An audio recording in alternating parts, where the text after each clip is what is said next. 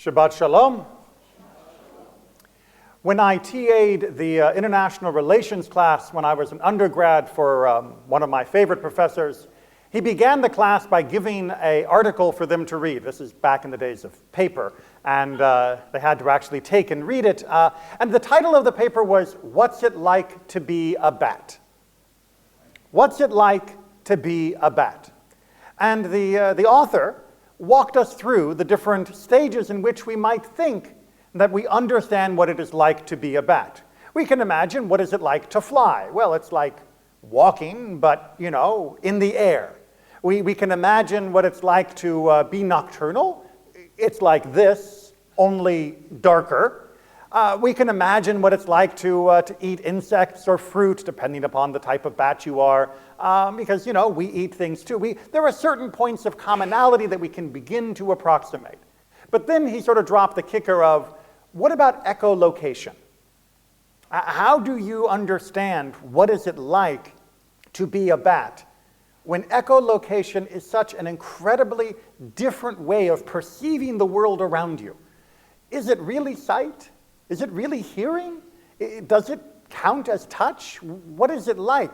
We don't have any bats to tell us. They still have not learned the power of speech. And so we struggle to understand what is it like to be a bat. But more importantly, the continuation of the article tried to drive home that if there was some magical way to truly be able to understand what it was like to be a bat, you would then be a bat. That the only way to truly understand what is it like to be something else is to actually be the something else. And as this was an international relations class, the point was humility.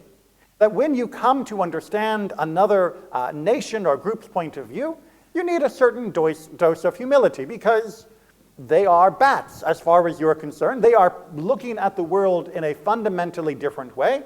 And we can try to approximate an understanding of their perspective, but recognize there will always be something missing. Sometimes more than a little something missing in our understanding. And this is why I have found over the last month in particular, although truth be told, I have been trying to talk to people about this for a few decades, that there is one issue in particular at the heart of the Israel conflict that many people in the Jewish community look at as though you were talking like a bat. And we need to talk about it. Not that we are going to agree with it, God forbid we agree with that perspective, but it is one that must be at least understood to the best of our ability so that we can properly respond to it and properly understand why it's held, and then hopefully eventually diffuse those who hold that opinion from continuing to act based upon that idea. And that is the issue of colonialism. Colonialism. I know, we don't talk about colonialism much as Jews, which is ironic because by modern terms, we got colonized all over the place. That is to say, you go back to the land of Israel, and after the Civil War, when we have the northern and southern kingdoms, what happens to the northern kingdom?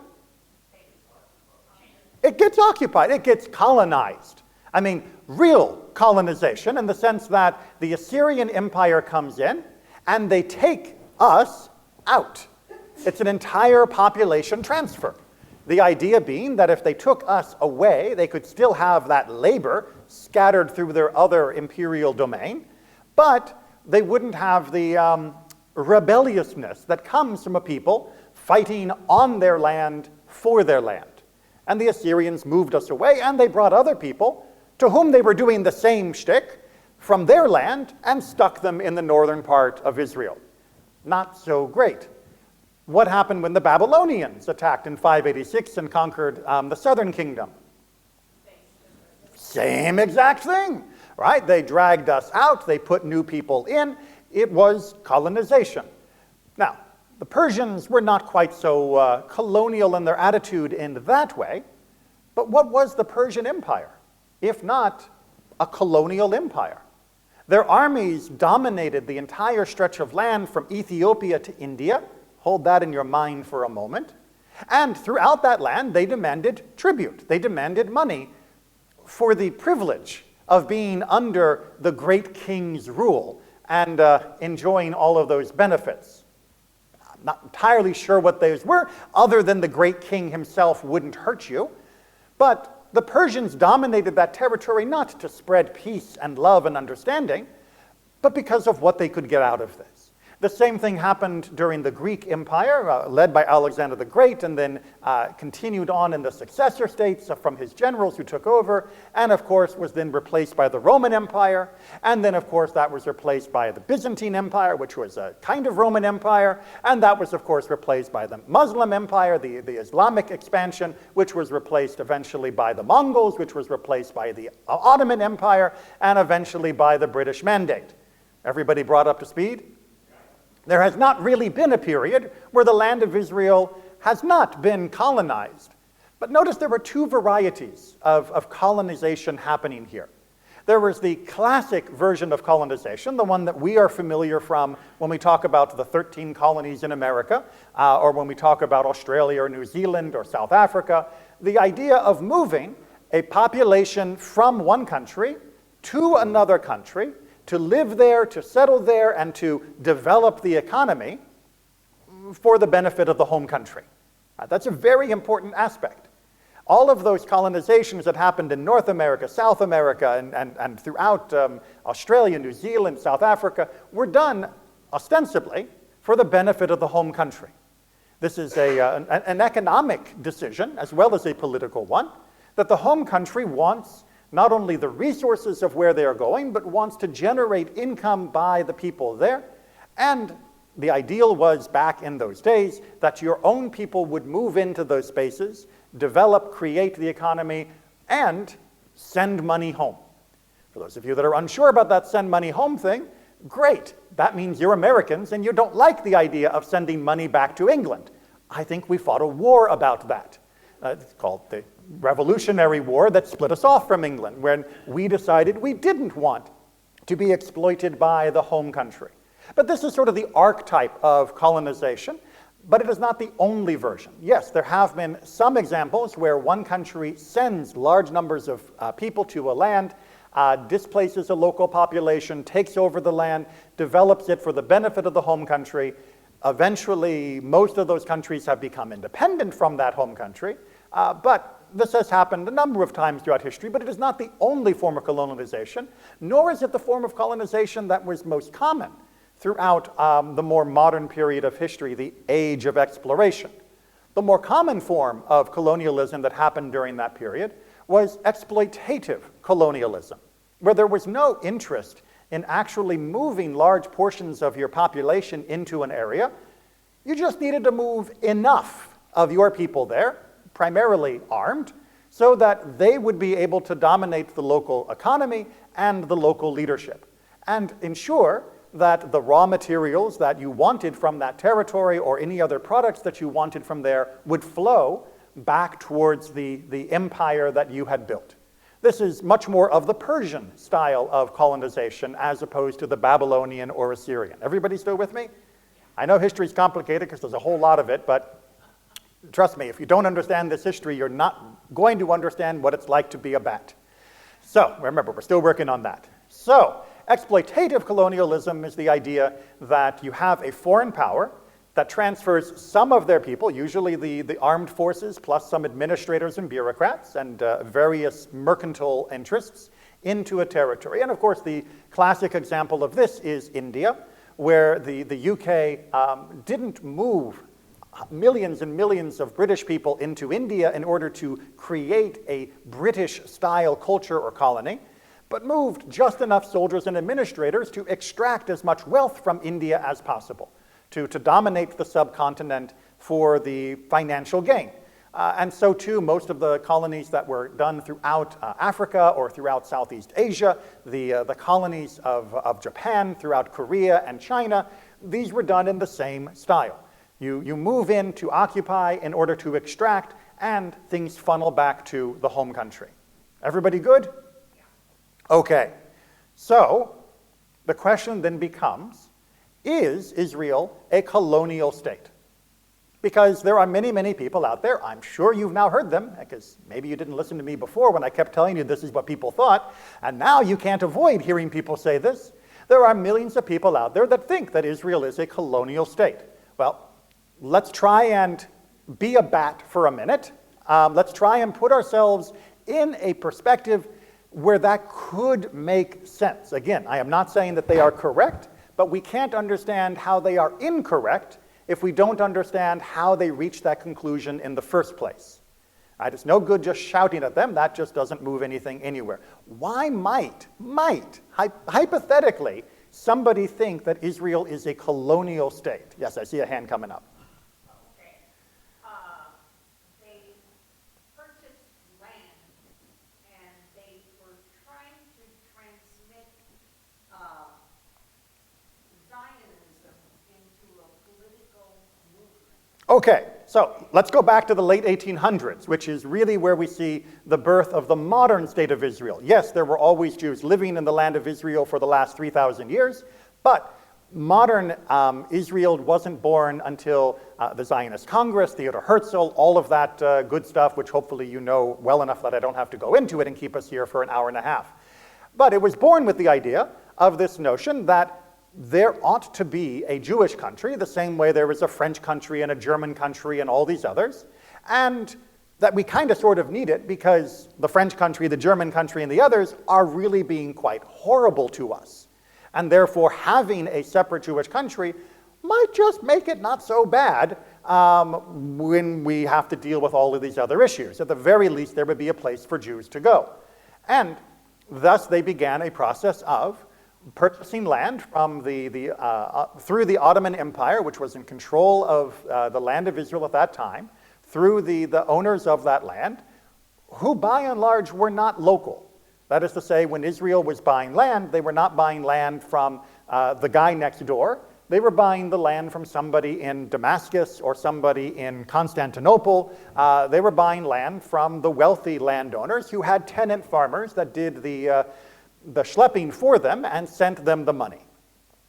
Of course, when Israel then moved in, what happened to the tenant farmer that had been living on the land that was owned by somebody in Damascus? They were removed. You're a tenant farmer, and now I own the land, and I don't want a tenant farmer. I want to work the land myself. Me and my friends, we're going to set up a kibbutz.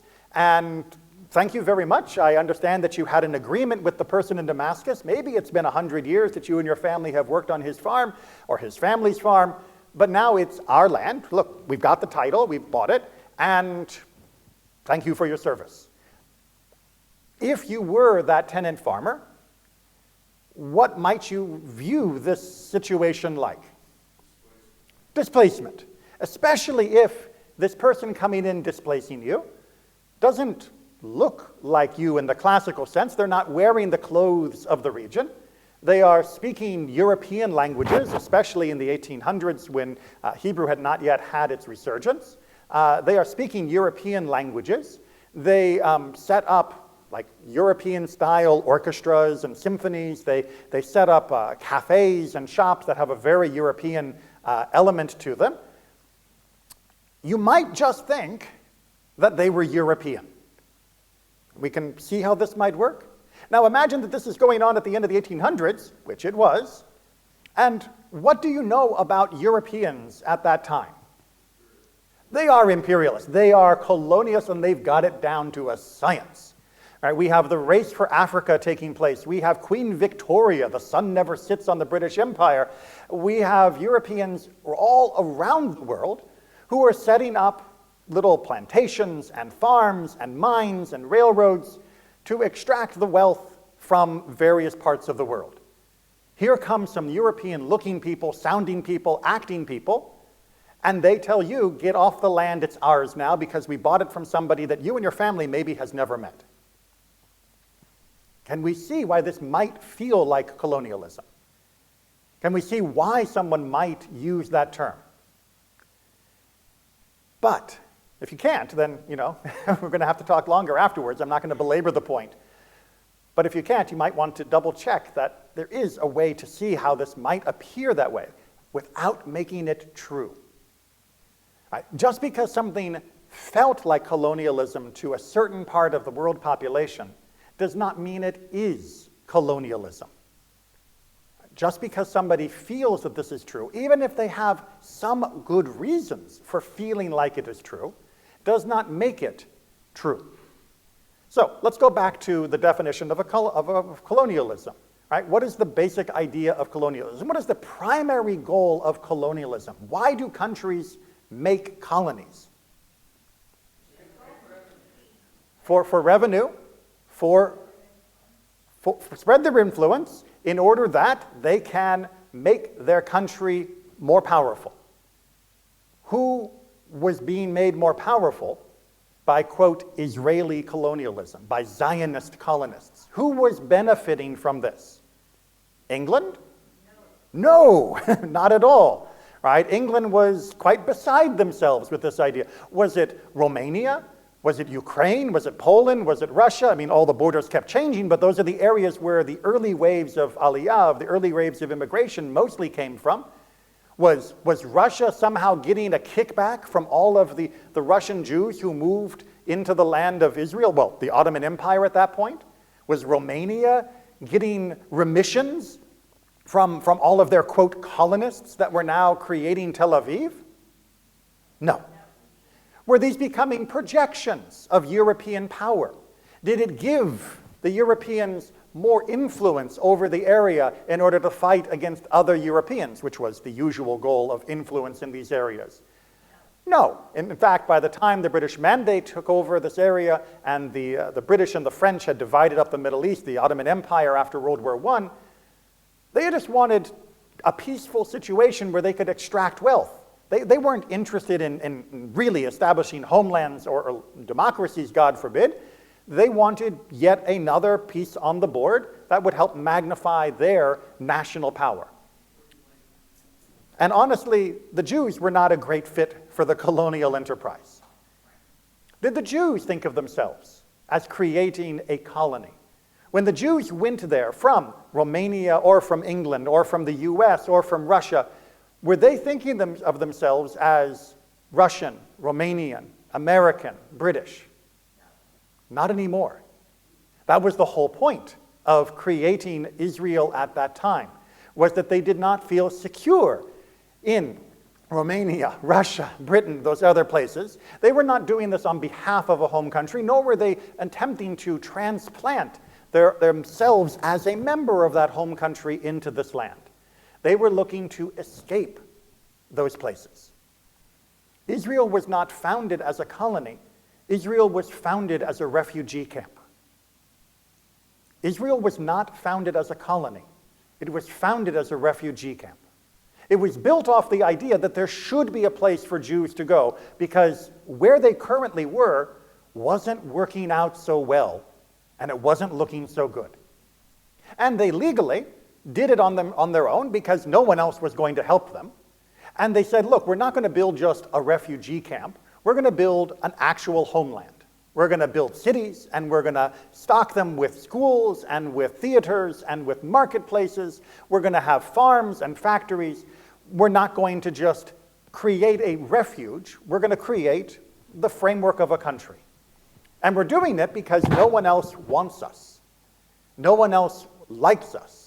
No one else will put up with us. And here, at least, maybe we can carve out something that can be safe. And if that turns into an actual independent country, well, that would be wonderful. And the Ottoman Empire's ridiculous behavior during World War I made it possible that England could take over, and England's rapid collapse of its colonial empire made it possible that there was a narrow window of opportunity where indeed Israel could vie for independence, and the early moments of the United Nations allowed for a moment when the international world said, you know what? We are redrawing borders everywhere around the world. We're redrawing what India looks like. We're redrawing what China looks like. We're redrawing what Russia looks like, what Germany looks like quite heavily. We're dividing up Africa into independent countries. Why wouldn't we also create independent states here in this portion of the Eastern Mediterranean? And we'll give one state to the Jews who are there in quite large numbers.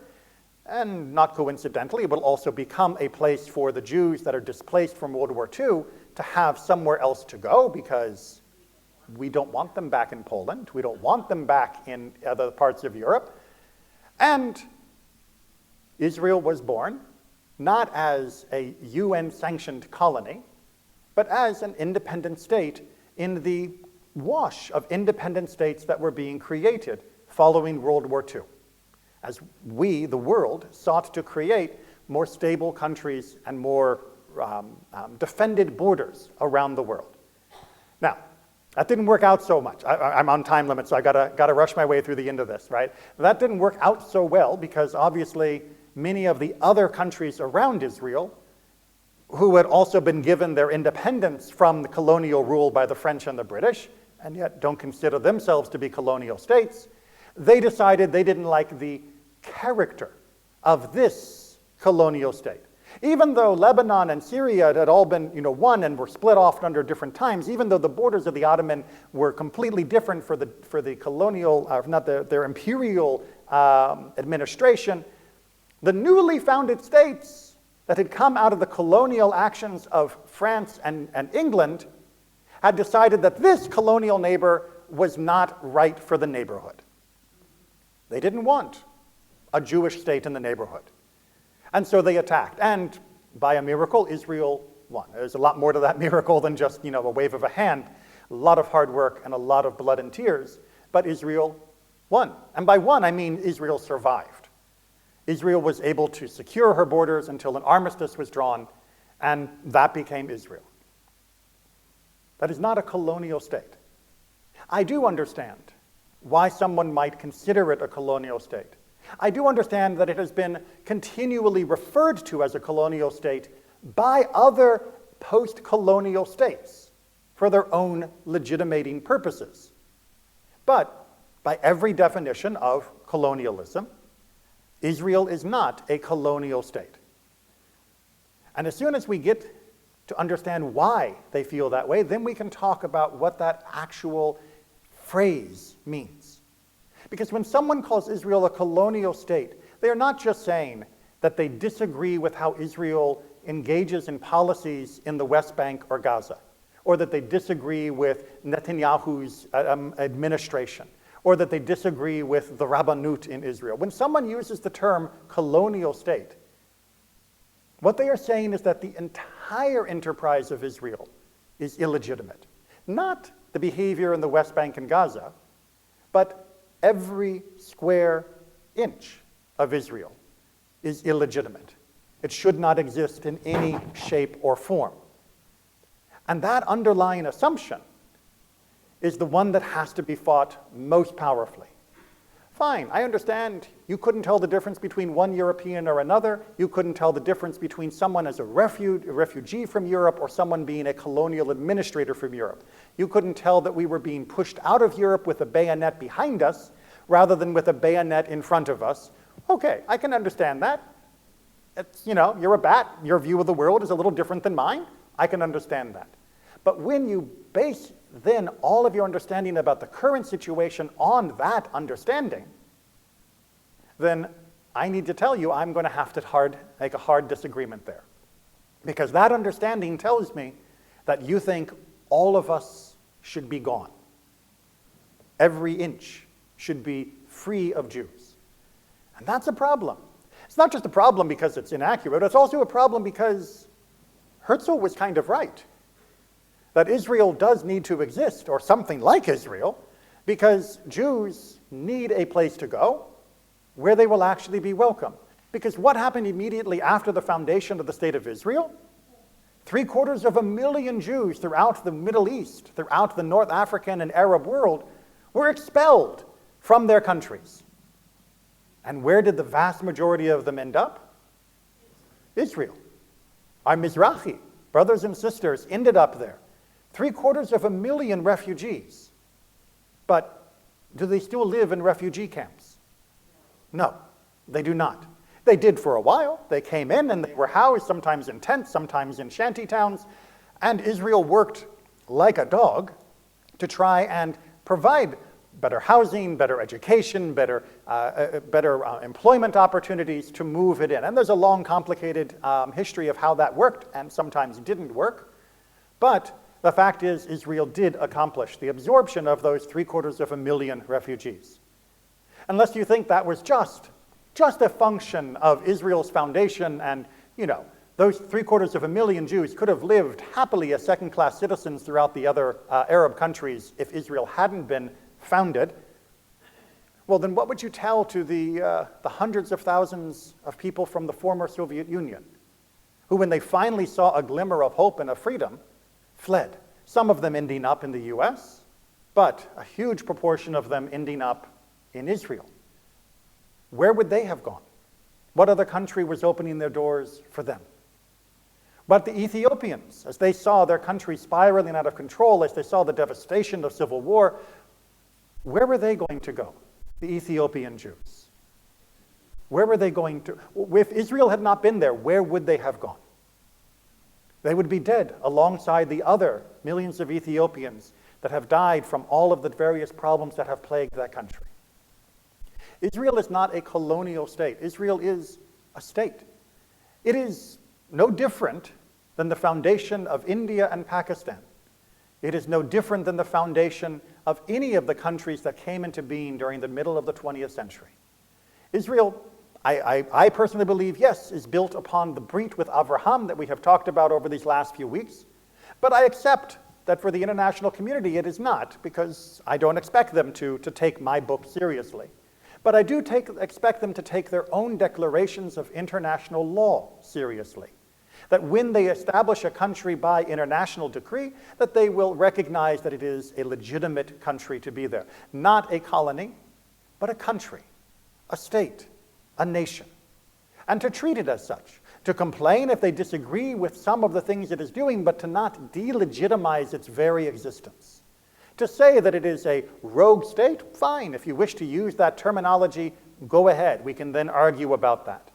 But to recognize that a rogue state is still a state. Nobody says that North Korea shouldn't exist.